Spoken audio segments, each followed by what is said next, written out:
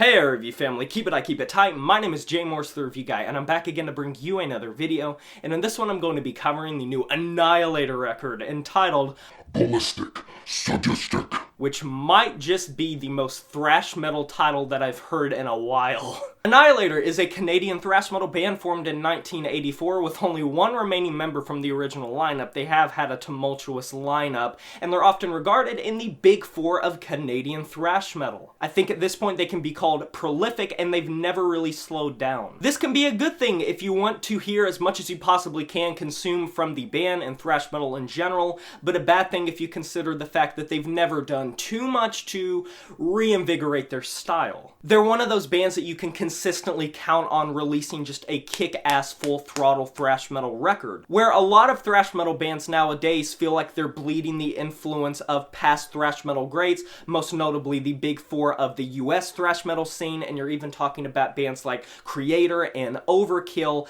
These are the bands that people take influence from a lot of times, and the big four of Canadian thrash metal, as well as some underground bands. While you're meddling with these bands that feel like Megadeth and Metallica ripoffs, as well as bands that just bleed Motorhead influence with vocalists that sound so much like Lemmy it's not even funny, Annihilator just doesn't give a shit. And what this results in is another consistent release. This album is a conundrum for me. It simultaneously just excites me, it gets my blood pumping, it gets my adrenaline rushing, it makes my flight or fight reflexes just go off in spades, but it's just not the most...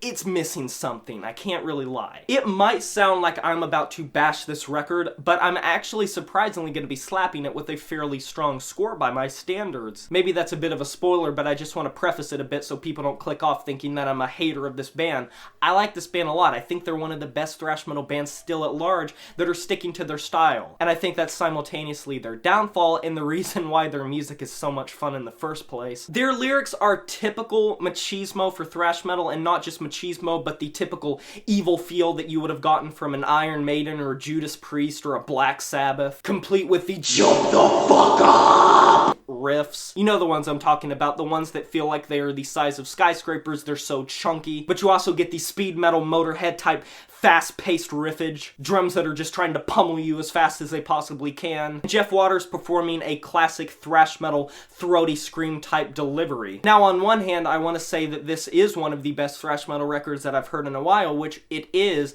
but don't step into this wanting something brand new. This isn't really combined with anything, this isn't merged with another concoction of genres, and the ever-growing bands of genres that are just thrown in a cauldron, stirred up, and you just pick out something that's like black and sludgy, brutal, slamming fuck grind. Petition for someone to make that a real genre.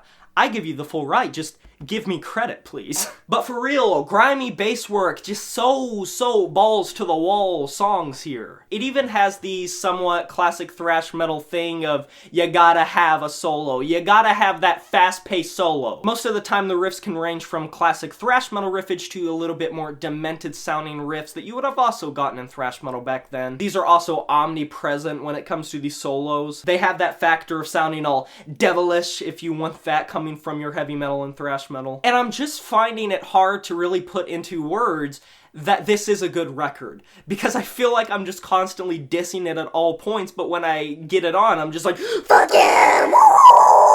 It's a good thrash metal record for both purists and new heads. If you want a bunch of genres put into it, you probably aren't going to like it, but don't step into this with your expectations set sky high, because at this point I feel like Annihilator and other bands like them have set the bar so high that it's hard for them to outdo it, and at this point they're just coming out with consistently hard-hitting thrash metal records for people who enjoy that, and I'm personally one of those people. Now I know I'm the same guy that not too long ago made the video that thrash metal is stuck, and I still stand by that video. It's records like these that remind me that simultaneously, yeah, it's kind of stuck, it's kind of just holding its torch for the past, but at the same time it still has a lot of focus, a lot of energy, and a lot of pizzazz, of electrifying performances to really bring to the table, and I feel like that's pretty much all I can say about it. I'm going to be giving this album a 7 out of 10.